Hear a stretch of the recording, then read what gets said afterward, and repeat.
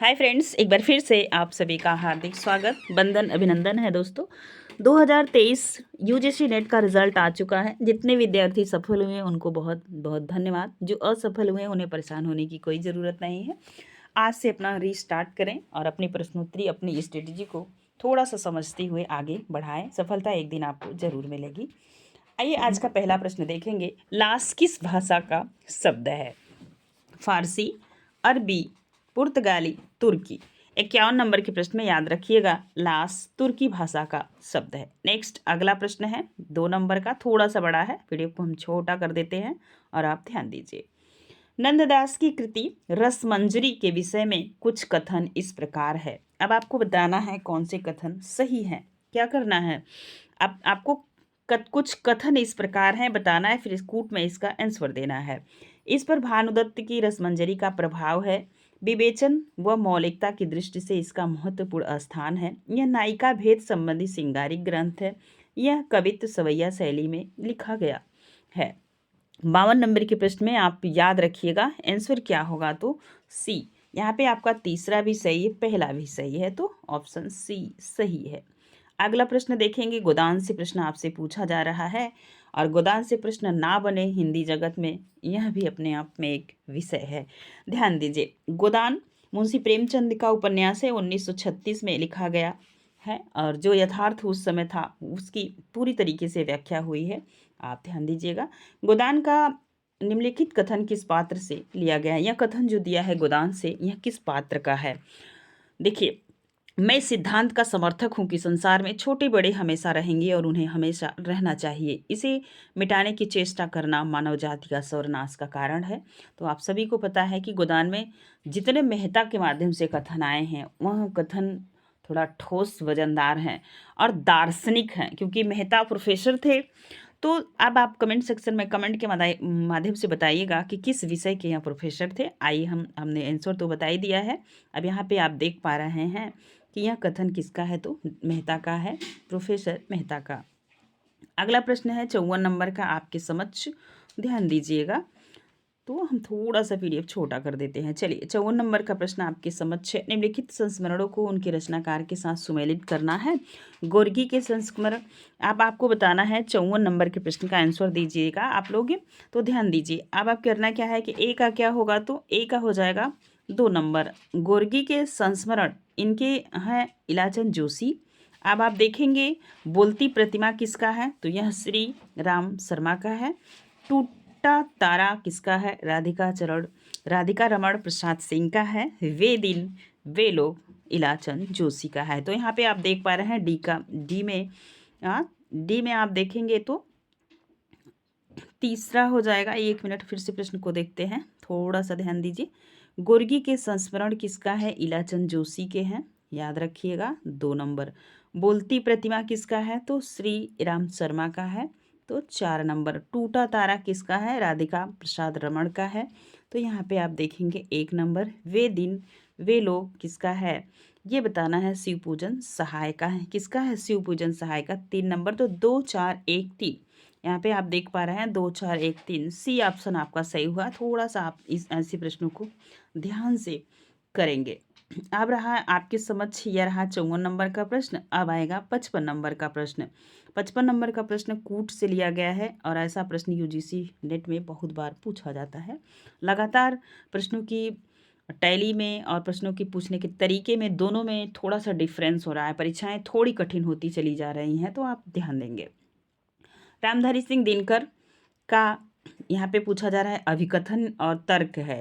ए कथन है और आर तर्क है। आप बताएंगे। आप रामधारी सिंह दिनकर अनल कवि के नाम से प्रसिद्ध हैं। दूसरा तर्क है, दिनकर को मुख्यतः समय, सूर्य और धैर्य का कवि तथा आवेश का कवि कहा जाता है। जब आप दिनकर के बारे में गहराई से पढ़े होंगे तो ये प्रश्न आपके लिए बहुत ही इजी होगा। तो आप देखेंगे कि दोनों बातें सही हैं, दोनों चीज़ें इनके लिए चरितार्थ हैं, कही गई हैं और ये भी सत्य हैं। ध्यान दीजिए। अब रहा आपके समक्ष 56 नंबर का प्रश्न। मैं साहित्य को मनुष्य की दृष्टि से देखने का पक्षपाती हूँ। यह कथन या कथन या किस आचार्य की उक्ति है, मतलब कथन है? महावीर प्रसाद द्विवेदी, रामचंद्र शुक्ल, हजारी प्रसाद द्विवेदी, नंद दुलारे वाजपेयी। ये रहा आपके समझ 56 नंबर का प्रश्न है। तो यह है हजारी प्रसाद द्विवेदी का, बहुत बार यह परीक्षा में रिपीट होने वाला प्रश्न है। आगे देखेंगे आप, यहाँ पे संप्रदाय उनके प्रवर्तक से परीक्षा में प्रश्न पूछा जाता है। तो अब आपको बताना है कि कौन से संप्रदाय किसके हैं।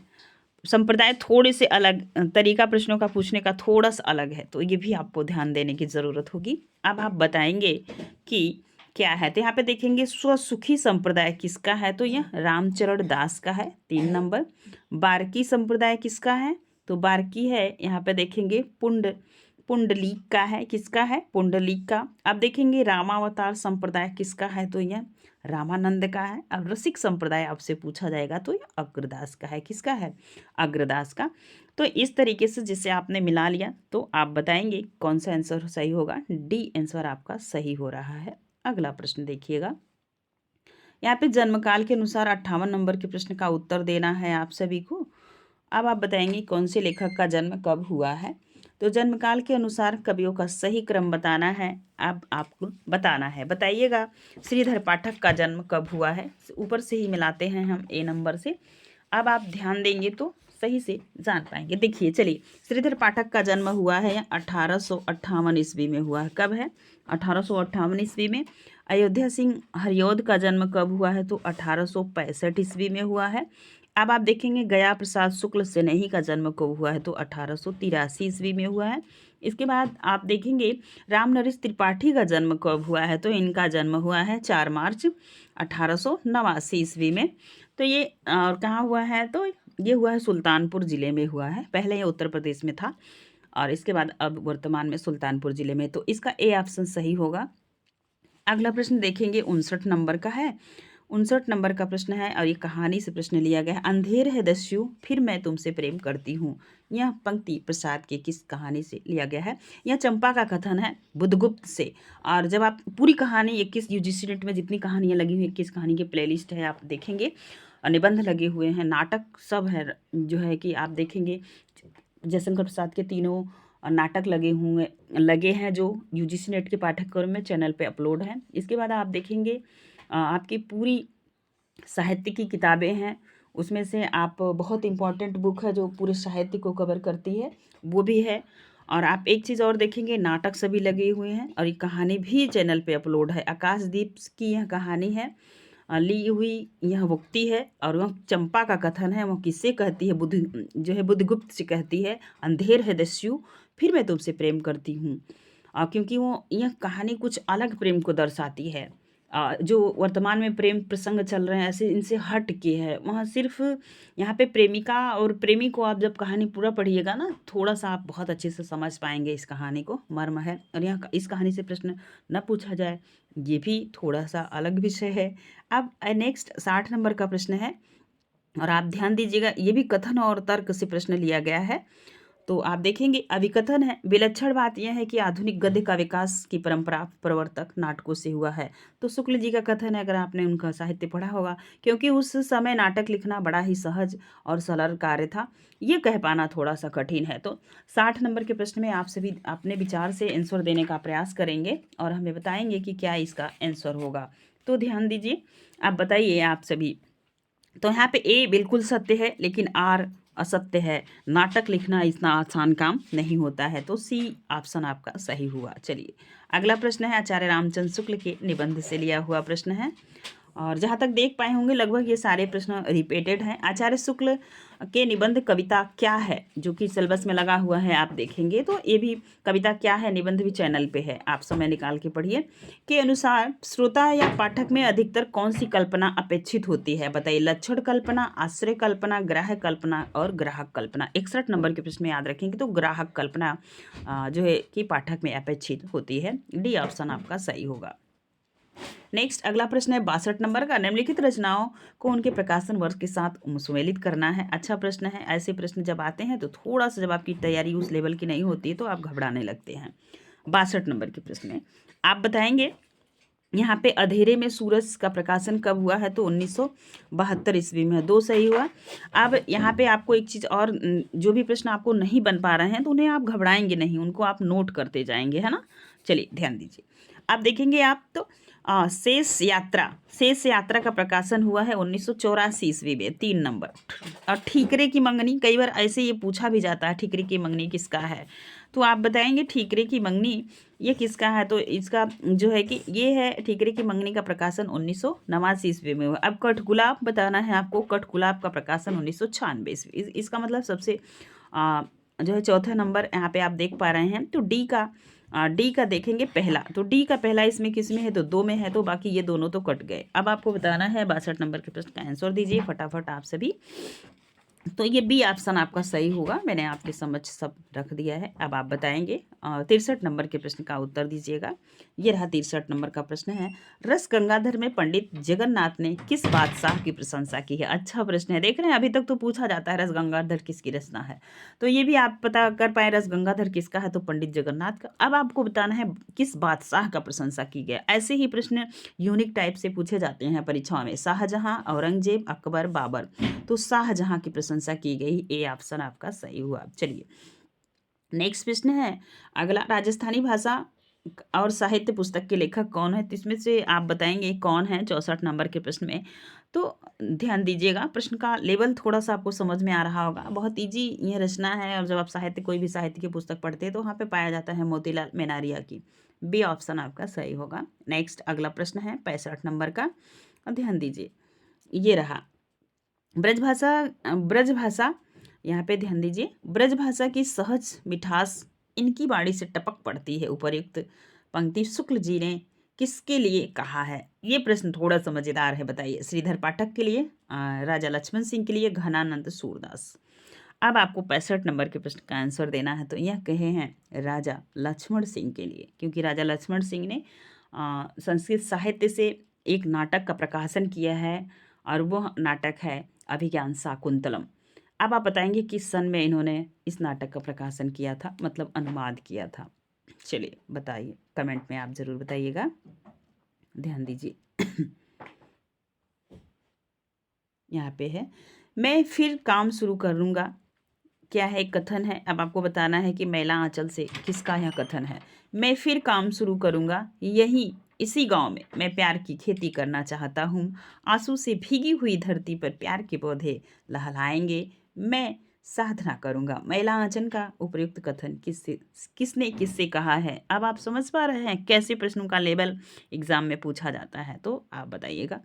तो यह जब बहुत सारा विवाद होता है, पूरा आप पढ़िएगा समय निकाल के। ये मैला आंचल 1954 में इसका रेणु जी ने इसे लिखा था, और यह रेणु जी का पहला उपन्यास है।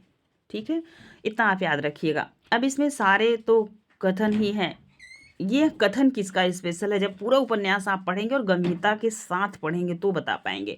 और जब ये डॉक्टर प्रशांत जेल में रहता है, वहाँ से छूटता है, ममता इसको जेल से लेने जाती है, तो उस समय ये गाड़ी में रहता है, वहीं पे कहता है डॉक्टर प्रशांत ममता से, तो ये भी आप याद रखिएगा। नेक्स्ट अगला प्रश्न, अगला है प्रश्न यहाँ पे, पशु पक्षियों पर लिखित महादेवी वर्मा का रेखा चित्र संकलन है, पथ के साथी, मेरा परिवार, स्मृति की रेखाएं, अतीत के चलचित्र। यही अतीत के चलचित्र इस बार पूछा हुआ था। 67 नंबर के प्रश्न में आप याद रखिएगा, केवल स्मृति की रेखाएं में यह जो है कि जो ऑप्शन अभी आप देख पा रहे हैं, प्रश्न को फिर से पढ़ते हैं। पशु पक्षियों पर लिखित महादेवी वर्मा के रेखा चित्र का संकलन है, पथ के साथी, मेरा परिवार, स्मृति की रेखाएं, अतीत के चलचित्र। 67 नंबर का प्रश्न है। तो यहाँ पे आप देख पाएंगे स्मृति की रेखाएं, बी ऑप्शन आपका सही होगा। मेरा परिवार में पशु पक्षियों का जिक्र है, सोना ओना का जिक्र है, जो आपने KBS में की तैयारी के दौरान पढ़ा होगा, गिल्लू गिलहरी। चलिए नेक्स्ट प्रश्न है आपकी समझ, निम्नलिखित में से कौन सा कथन गलत है। कुंडलिया छंद सोरठा और रोला के मेल से बनता है। दोहा छंद में विषम चरण में 13 और सम चरण में 11 मात्राएं होती हैं। द्रुत विलंबित छंद में प्रत्येक चरण में 12 और न भ मतलब नगड़ भगड़ भगड़ रगड़ का क्रम होता है, इसका मतलब ये है। और गीतिका छंद के प्रत्येक चरण में 26 मात्राएं होती हैं। अब आपको बताना है कथन कौन सा गलत है, 68 नंबर के प्रश्न में ये आपको बताना है। एक चीज़ आप यहाँ रखेंगे, एक ट्रिक है, क्या है कुछ, कुछ से कुंडली, कु से कुंडली, छ से छप्पय। अब यहाँ पे आप बताएंगे कि कुंडली और छप्पय में दो दो के जोड़ा से बनता है, कुंडली भी दो की बनती है और छप्पय भी। अब इसमें सही कौन सा है, गलत कौन सा है, ये प्रश्न अगर आप अच्छे से पढ़ लिए होंगे तो आप मुझे उम्मीद है कि यह प्रश्न थोड़ा सा छंद से लिया हुआ है और अंदर का यह प्रश्न है। अब आप बताएंगे कि गलत है तो यही गलत है, कुंडली एवं सोरठा, कुंडली छंद सोरठा और रोला के मेल से बना है, यही गलत है ना। चलिए बाकी ये तीनों चीज सही है। अब आपको अगला प्रश्न बताना है। नेक्स्ट प्रश्न, कविता क्या है निबंध, कविता क्या है निबंध में भाव सबलता के उदाहरण के लिए किसका पद उद्गृत है, देव का, मंडन का, मतीराम का, भिखारी दास का। अच्छा प्रश्न है, यदि आपने निबंध पूरा पढ़ा होगा तो उम्मीद है कि इस प्रश्न का आप आंसर दे पा रहे होंगे। तो यह मतीराम का कथन है, कविता क्या है निबंध में भाव सबलता के उदाहरण के लिए किसका पद है, तो मतीराम का पद लिए हैं। कविता क्या है निबंध पूरा चैनल पे अपलोड है और निबंध के यूजीसी नेट में लगे निबंध के नाम से आप जाके जरूर पढ़िएगा और किसी भी रचना को पूरा पढ़ेंगे तभी प्रश्नों का लेवल आपको समझ आ जाएगा। चलिए अगला प्रश्न है आपके समझ, जगदीश चंद्र माथुर का एकांकी संग्रह कौन सा है, मुक्ति का रहस्य, कौमुदी, महोत्सव, समस्या का अंत, भोर का तारा। 70 नंबर के प्रश्न में आप याद रखेंगे भोर का तारा किसका है, तो जगदीश चंद्र माथुर का है।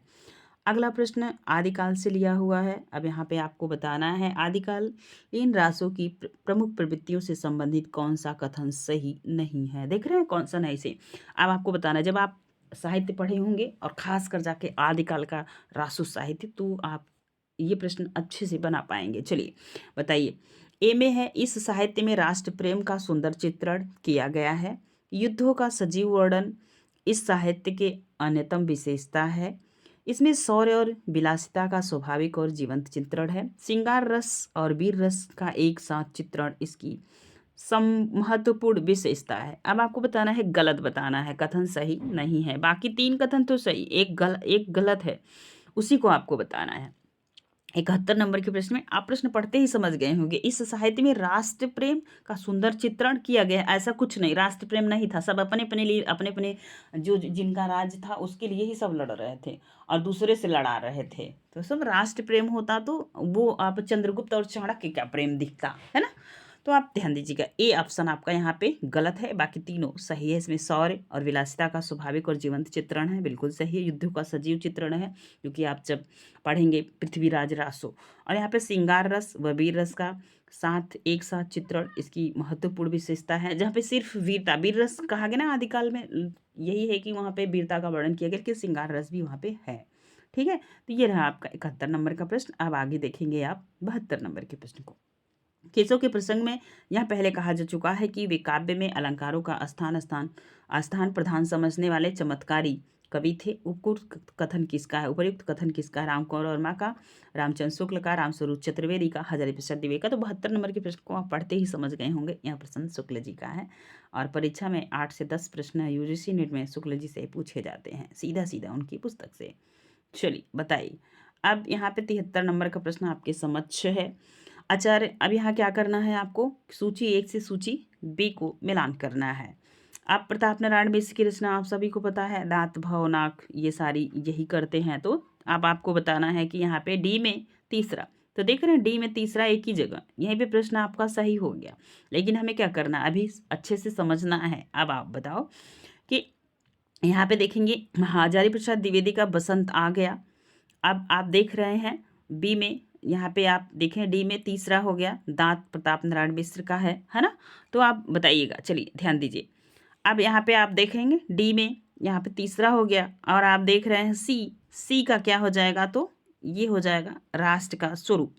अब आप देखेंगे बी बनारसी दास चतुर्वेदी का क्या है, तो बनारसी दास चतुर्वेदी का है ये मेरी तीर्थ यात्रा। तो आपका बी ऑप्शन सही हो गया। हो सकता है कुछ प्रश्न आपके लिए नए हों, तो अपना नोट डाउन करते जाइए ताकि आप एग्जाम के समय उसे दोहरा सकें।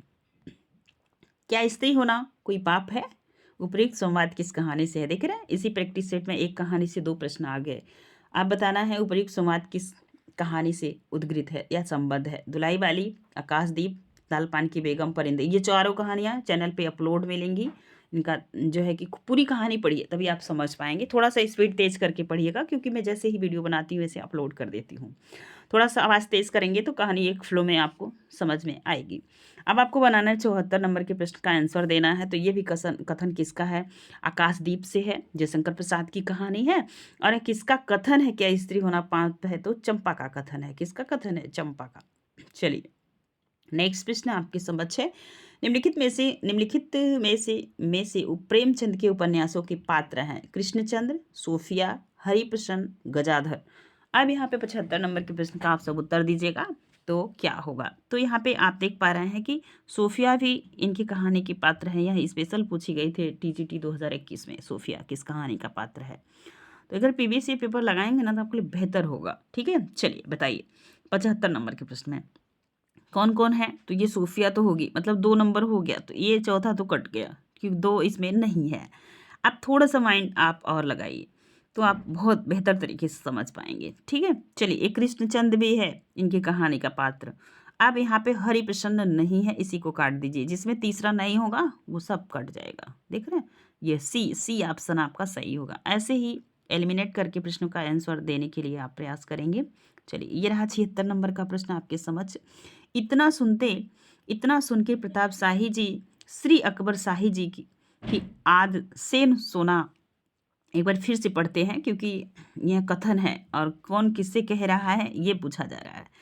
ठीक है, इतना कह के इतना सुनते ही प्रताप शाही जी श्री अकबर शाही जी आद शेर सोना नरहत दास चारण को दिया। तो नरहत दास चारण है और प्रताप शाही इतना सुन के प्रताप शाही जी श्री अकबर शाही जी के आधा शेर सोना दे दिया।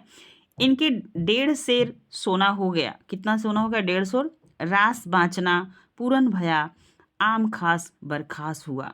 तो इन पंक्तियों का संबंध क्या है, मतलब कहाँ से ली गई? 84 वैष्णव की वार्ता से, चंद छंद वर्णन की महिमा से, 200 वैष्णव की वार्ता से, आयने अकबरी की भाषा वचनिका से। 76 नंबर के प्रश्न में आप बताएंगे। तो ये ली गई है चंद छंद वर्णन की महिमा से। कहाँ से ली गई है? तो चंद्र छंद वर्णन की महिमा से। यहाँ पे आपका बी ऑप्शन सही हुआ, बी। ठीक है, नेक्स्ट प्रश्न है उपन्यास और उनके प्रमुख पात्रों का कौन सा युग्म सही है। अब आपको बताना है। अच्छा प्रश्न है। तो नदी के द्वीप में आपने देखा होगा भुवन है, ये तो है। अब आपको क्या बताना है? सही युग्म बताना है ना। चलिए 77 नंबर के प्रश्न में यहाँ पे देखेंगे शैल नहीं है नदी के द्वीप में। दादर का कामरेड में रेखा हरिप्रसन्न देखिए ऊपर पूछा गया था कि कौन सा नहीं है, तो ये हरिप्रसन्न वहाँ कटा है ना, वहाँ नहीं था। तो यहाँ पे इन सब चीज़ों का बखूबी ध्यान रखेंगे। चलिए बताइए सुनीता में सुनीता पात्र है लेकिन हरीश नहीं है। यहाँ पे देखेंगे अंधेरे बंद कमरे में नीलिमा और हरबंश दोनों है। बी ऑप्शन आपका सही हो गया। ठीक है, चलिए रेखा किस में है? तो रेखा भुवन इसमें नदी के द्वीप में है, तो यहाँ पे ये भी कट गया, तो आपका बी ऑप्शन सही हो गया। एक प्रश्न और है आपके समक्ष। हिंदी नवरत्न में किस कवि को शामिल नहीं किया गया है? कई बार यह प्रश्न पूछा जाता है। तो चिंतामणि, भूषण, चंद्रवरदाई, भारतेंदु, हरिश्चंद्र। इसमें टोटल नवरत्न में 10 कवि हैं। एक बंधु के नाम से जिसमें 2 कवि हैं, है ना। तो आपको इन सब चीज़ों को याद रखना होगा। यहाँ पे आप देख रहे हैं भूषण भी है और चंद्रवरदाई भी, भारतेंदु हरिश्चंद्र है। कौन सा नहीं है? तो चिंतामणि नहीं है। 78 नंबर के प्रश्न में आपका ए ऑप्शन सही हो गया। नवरत्न को आप अपनी कॉपी में डायरी में नोट करके बाकायदे रखिएगा, यहाँ से प्रश्न बनता है। दशरथ सूत त्रिलोक बखाना राम नाम का मर्म न जाना। इन पंक्ति के माध्यम से कबीर क्या कहना चाहते हैं? मैं राम नाम का मर्म जानता हूँ, मेरे राम नाम का मर्म कुछ और है। दशरथ पुत्र राम की महिमा अपरंपार है। दशरथ पुत्र राम का वर्णन तीनों लोक में है। बताना है आपको 79 नंबर के प्रश्न में।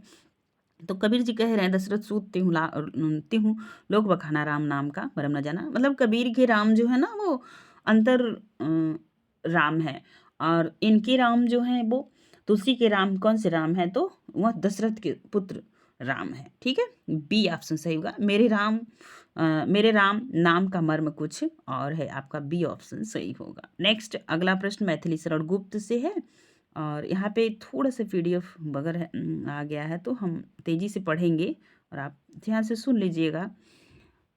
80 नंबर का प्रश्न है। मैथिली शरण गुप्त को लेकर शुक्ल जी के विचार आपसे पूछे जा रहा है। मैथिली शरण गुप्त के बारे में शुक्ल जी ने क्या कहा है, यही आपसे पूछा जा रहा है। चलिए गुप्त जी की ओर पहले पहल हिंदी प्रेमियों का सबसे अधिक ध्यान खींचने वाली उनकी कविता भारत भारती है। भारत भारती लिखने पर ही मैथिली शरण गुप्त को राष्ट्रपिता महात्मा गांधी ने राष्ट्र कवि की उपाधि दी थी। ये बात बिल्कुल सही है। गुप्त जी वास्तव में सामंजस्यवादी कवि हैं। गुप्त जी वास्तव में सामंजस्यवादी कवि हैं। प्रतिक्रिया या प्रदर्शन करने वाले, अपने मद में झूमने या झीमने वाले कवि नहीं है। साकेत और यशोधरा इनके दो बड़े प्रबंध हैं। दोनों में उनके काव्यत्व का पूरा विकास दिखाई पड़ता है, पर प्रबंध की कमी है। साकेत में गुप्त जी ने पारंपरिक प्रबंध काव्य की रूप पद्धति को तोड़ा है। प्रबुद्ध पाठक की दृष्टि रूपात्मक अंतरा पर पड़ती है। अब इसमें से पूछा जा रहा है कौन सा कथन सही है शुक्ल जी के अनुसार मैथिली शरण गुप्त के बारे में। यहाँ पे आप देख पाएंगे ये भी सही है, ध्यान दीजिएगा। तो मैथिली शरण गुप्त जो है गुप्त जी की और पहले पहल हिंदी प्रेमियों का सबसे अधिक खींचने वाली उनकी कविता थी भारत भारती। बिल्कुल सही है। आप देख पाएंगे भारत भारती आपने पढ़ा भी होगा छोटी कक्षाओं में। एक इनकी बहुत पंक्ति है ना, कविता का मर्म सिर्फ कविता नहीं होना चाहिए, जो है कि वहाँ पे प्रधानता भी होती है, समाज में कुछ बदलाव होना चाहिए। कवि का मर्म ऐसा नहीं होना इसे सब हम कविता कह दे वाह वाह लोग किए, इसके बाद नहीं, कविता से कुछ सीख के भी जाना चाहिए और समाज में परिवर्तन भी होना चाहिए। 80 नंबर के इस प्रश्न का मर्म आपने समझ लिया होगा। अब चलिए देखिए, गुप्त जी वास्तव में सामंजस्यवादी हैं। बिल्कुल प्रतिक्रिया या प्रदर्शन करने वाले अथवा मद में झूमने वाले कवि नहीं है। ये बात बिल्कुल सही है। तो यहाँ पे देख रहे हैं 1 2 दोनों सही हो गया, तो ये आपका बी ऑप्शन सही हो गया। इसके बाद तीसरा है साकेत और यशोधरा इनके दो बड़े प्रबंध हैं। दोनों में उनके काव्यत्व का पूरा विकास दिखलाई पड़ता है। आप यशोधरा भी पढ़े होंगे और साकेत भी पढ़े होंगे। साकेत का 9वां सर्ग लगा हुआ है आपकी यूजीसी नेट के पाठ्यक्रम में। ठीक है, तो ये रहे बी ऑप्शन इनके सही हुए। अब ये रहा 81 नंबर का प्रश्न आपके समक्ष, ध्यान दीजिएगा। 81 नंबर का प्रश्न है, निम्नलिखित में से कौन सा कथन सत्य है। विद्यापति की पदावली में प्राय अनुप्रास अलंकार प्रयुक्त होता है जिसमें पदों में गेयता ध्वन्यात्मकता आ जाती है। विद्यापति की पदावली में प्रायः तत्सम शब्दों का भी प्रयोग मिलता है। विद्यापति की पदावली में बिंब व्यापार प्रायः कमजोर नजर आता है। विद्यापति अधिकतर एक ही अर्थ के लिए हर बार भिन्न भिन्न शब्दों का प्रयोग करते हैं। अब बताइए, विद्यापति को आपने बहुत अच्छे से पढ़ा होगा, इस प्रश्न का आंसर दीजिए, तभी आप समझ पाएंगे कि क्या हमने पढ़ा है, अभी कहाँ कमियां रह गई हैं जो परीक्षा में बार बार परीक्षा देने से परीक्षा नहीं निकलती है। ध्यान दीजिए, विद्यापति की पदावली में प्रायः अनुप्रास अलंकार प्रयुक्त होता है जिससे पदों में गेयता ध्वन्यात्मकता आ जाती है। गेय पद है विद्यापति के, विद्यापति से ही ना तो तुलसीदास जी ने गेयता लिया हुआ है। तो अब आप जब शुक्ल जी का बुक पढ़ेंगे तो आप बहुत अच्छे से समझ पाएंगे। चलिए, अब आपको एक चीज़ और बताना है 81 नंबर के प्रश्न में। यहाँ पे आप देखेंगे विद्यापति अधिकतर एक ही अर्थ के लिए हर बार भिन्न भिन्न शब्दों का प्रयोग करते हैं। बिल्कुल, आप इनकी प्रेमिका थी सुजान। सुजान का मतलब होता है चतुर, तो कृष्ण से जोड़ा गया है। कोई इनको भक्ति कहता है, भक्ति कवि हैं, कोई कहता है ये सिंगारिक कवि हैं, भी झमेला है साहित्य में जब आप पढ़ेंगे तो। यहाँ पे डी ऑप्शन आपका सही होगा, बाकी ये दोनों चीज़ें गलत हैं। चलिए, आप देखेंगे आप 82 नंबर का प्रश्न आपके समक्ष है। ये रहा 82 नंबर का प्रश्न। सन 42 के संस्मरण इनमें से किस लेखक को संस्मरणात्मक कृति है। पदम सिंह शर्मा, श्री राम शर्मा, मनमथ नाथ गुप्त, कन्हैयालाल मिश्र प्रभाकर। 82 नंबर के प्रश्न को आपसे भी उत्तर देंगे, तो ये है श्री राम शर्मा। बी ऑप्शन आपका सही होगा। औचित्य के आधार पर होता है, औचित्य के आधार पर, यह काव्यशास्त्र का प्रश्न आ गया भारतीय काव्यशास्त्र से। आप बताएंगे औचित्य के आधार पर होता है सामर्थ्य निर्णय, सनिध्य निर्णय, अर्थ निर्णय, उपयुक्त सभी। 83 नंबर के प्रश्न का आंसर दीजिएगा, तो ये होगा अर्थ निर्णय। सी ऑप्शन आपका सही होगा। ये रहा आपके समझ 84 नंबर का प्रश्न। तो ध्यान देंगे, हिंदी का ऐसा कौन सा निबंध है जो लिखते समय अपने ध्यान में बाण और दंडी को याद। एक बार प्रश्न फिर से पढ़ेंगे, ध्यान दीजिएगा। मैं फ्लो में थोड़ा सा गड़बड़ पड़ गई, सॉरी। ध्यान दीजिए, हिंदी का ऐसा कौन सा निबंधकार है जो लिखते समय अपने ध्यान में बाण और दंडी को रखा है। तो ये हैं आपके, बताइएगा आप। दंडी और बाण को ध्यान में रखा हुआ है। 84 नंबर के प्रश्न का आप सब बहुत अच्छे से जानते हैं। यह है गोविंद नारायण मिश्र। सी ऑप्शन आपका सही होगा। चलिए, नेक्स्ट प्रश्न है 85 नंबर का, और इसमें आपको बताना है 85 नंबर के प्रश्न में निम्नलिखित में से कौन सी आत्मकथाएं कमलेश्वर की है। यादों का चिराग, परी पर्वत, जलता हुआ सागर, जलती हुई नदी। अब यहाँ देख रहे हैं नदी जल रही है, और जल सागर जल रहा है जो बिल्कुल ठंडा होता है। चलिए 85 नंबर के प्रश्न का आप सभी आंसर देंगे। तो यहाँ पे याद रखेंगे कमलेश्वर का आत्मकथा है, कमलेश्वर की है, तो ये है यादों की चिराग और जलती झाड़ियाँ। 1 और 4, तो यहाँ पे दिया है 1 और 4, बी ऑप्शन आपका सही होगा। नेक्स्ट अगला प्रश्न है 86 नंबर का। यहाँ पे आप याद रखेंगे, ये रहा 86 नंबर का प्रश्न। जयशंकर प्रसाद द्वारा रचित चंद्रगुप्त नाटक के पात्रों के विषय में कौन सा कथन गलत है? गलत को ऐसे अंडरलाइन कर लीजिएगा। अब आपको बताना है कौन सा गलत है 86 नंबर के प्रश्न में। तो अलका गांधार की राजकुमारी है, बिल्कुल सही। कल्याणी मगध की पटरानी है, नहीं, ये ही गलत है। ठीक है, अब देखेंगे कार्नेलिया भारत की सराहना करती है, बिल्कुल, नक्शा उक्सा वही देती है। राक्षस नंद का मंत्री है, बिल्कुल सही है। जब आप पूरा देखेंगे तो समझ पाएंगे। तो यहाँ पे आपका बी ऑप्शन क्या है? गलत है। कल्याणी मगध की पटरानी नहीं है। क्या है? आप कमेंट सेक्शन में हमें कमेंट के माध्यम से जरूर बताइएगा। चलिए यहाँ पे एक प्रश्न बहुत मजेदार है, अब आपको बताना है। ठहरो राजपुरुष, हरिण शावक के लिए हठ मत करो, तुम्हारे लिए प्रश्न अधिकार का है, उनके लिए संवेदना का। कालिदास निशस्त्र होते हुए भी तुम्हारे शस्त्र की चिंता नहीं करेंगे। उपर्युक्त कथन आषाढ़ का एक दिन नाटक में किसने किससे कहा है और किस अंक में है? देख रहे हैं आप, अगर आपने नाटक को बहुत अच्छे से पढ़ा होगा तो भी ये प्रश्न आप बना पाएंगे बहुत अच्छी तरीके से। चलिए 87 नंबर के प्रश्न का आप सभी आंसर दीजिएगा।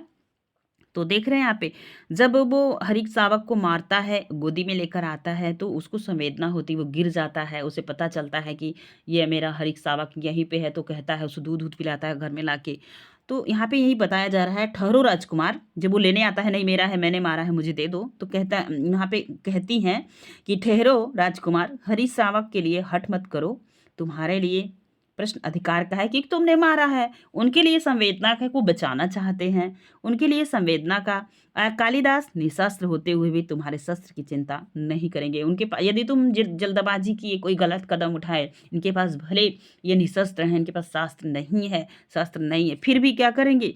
तुम्हारे शस्त्र की चिंता नहीं करेंगे, कुछ भी कर सकते हैं। तो यहाँ पे ये कथन करती मल्लिका ने दंतुल से पहले अंक में, किसमें करती है? मल्लिका ने दंतुल से पहले अंक में। डी ऑप्शन आपका सही होगा। नेक्स्ट अगला प्रश्न है 88 नंबर का, ये रहा आपके समझ, याद रखिएगा। अमिट रेखाएं संस्मरण किसकी रचनाएं हैं? विष्णु प्रभाकर की, सत्यवती मलिक की, देवेंद्र सत्यार्थी की, शिवपूजन सहाय की। 88 नंबर के प्रश्न में आप बताएंगे। तो ये प्रश्न कितना ही इंपॉर्टेंट है, ये आप पढ़ के समझ पा रहे होंगे। सत्यवती मलिक की, बी ऑप्शन आपकी सही है। अमिट रेखाएं संस्मरण किसकी रचना है? तो सत्यवती मलिक की। नेक्स्ट प्रश्न है, भूषण बिन्न विराजे कविता बनता मित उक्ति में केशव ने अपनी कैसी अभिरुचि प्रकट की है? ये बताना है आपको। अलंकार प्रियता, रसिक प्रियता, प्रभु प्रियता, भक्ति की आकुलता। 89 नंबर के प्रश्न का आप सभी आंसर दीजिएगा। ये हो जाएंगे अलंकार प्रियता की, क्योंकि इनकी अलंकार ग्रंथ है, और इसमें इनकी कविता जो है कि अलंकार के लिए इन्होंने एक बहुत ये प्रसिद्ध पंक्ति है, भूषण बिन्न विराजे कविता बनता मित, ये बार बार पूछी भी जाती है। तो ये रहा आपका 89 नंबर का प्रश्न, ए ऑप्शन आपका सही हुआ। अगला प्रश्न है 90 नंबर का। कौन सा प्रश्न है? तो 90 नंबर का, आज का अंतिम प्रश्न है। हम आपको बताना चाहेंगे कि यूजीसी नेट का के लिए यह प्रीवियस ईयर पेपर नहीं है, या प्रैक्टिस सेट है। तो आप देखेंगे सारे प्रश्न आपको पुराने नहीं मिलेंगे, कुछ प्रश्न नए मिलेंगे। और 2 आता है आपके, जो है कि गद्य आता है, पूछते हैं उसमें से प्रश्न आपको निकालना होता है, तो वो तो मैंने नहीं लिया है। तो 10 प्रश्न आते हैं, तो वो हम नहीं लिए, हम ये लिए हैं 90 नंबर प्रश्न, जिसमें 50 प्रश्न हमने पिछले वीडियो में किया था, 40 प्रश्न इस वीडियो में। चलिए, और यहाँ पे आपको बताना है कि भाषा बहुत परिष्कृत और परिमार्जित होने पर भी कबीर की उक्तियों में कहीं कहीं विलक्षण प्रभाव और चमत्कार है। यह शुक्ल जी की कथन पाए, जब आप पढ़ेंगे ना ग्रंथ, तो वहाँ पे स्पष्ट भाषा में लिखा है, क्योंकि कबीर ग्रंथों की अच्छी तरह पढ़ चुके थे। जिस वहज से ऐसा लगता है, ये गलत है। कबीर तो खुद कहा है, पोथी पढ़ पढ़ जो है कि मच कागज गयो नहीं, कलम गयो नहीं हाथ, ऐसी उनकी एक युक्ति है। तो ये बात बिल्कुल सही है। यहाँ पे आपको बताना है 90 नंबर के प्रश्न में। तो यहाँ पे आप देख पाएंगे ए सही है, बिल्कुल सही है, लेकिन आर गलत है। सी ऑप्शन आपका सही हुआ। आज के लिए ये रहे 40 प्रश्नों की प्रश्नोत्तरी आपको कैसी लगी हमें कमेंट सेक्शन में ज़रूर बताइएगा। प्रश्न पसंद आएंगे तो अपने दोस्तों में साझा कीजिएगा, क्योंकि हमें जो है कि इस चैनल पे सिर्फ बच्चों के लिए कंटेंट उपलब्ध कराना है, और उनको इन सब प्रश्नों से रूबरू कराना है, हमें कोई कोर्स वोर्स नहीं बेचना है ना।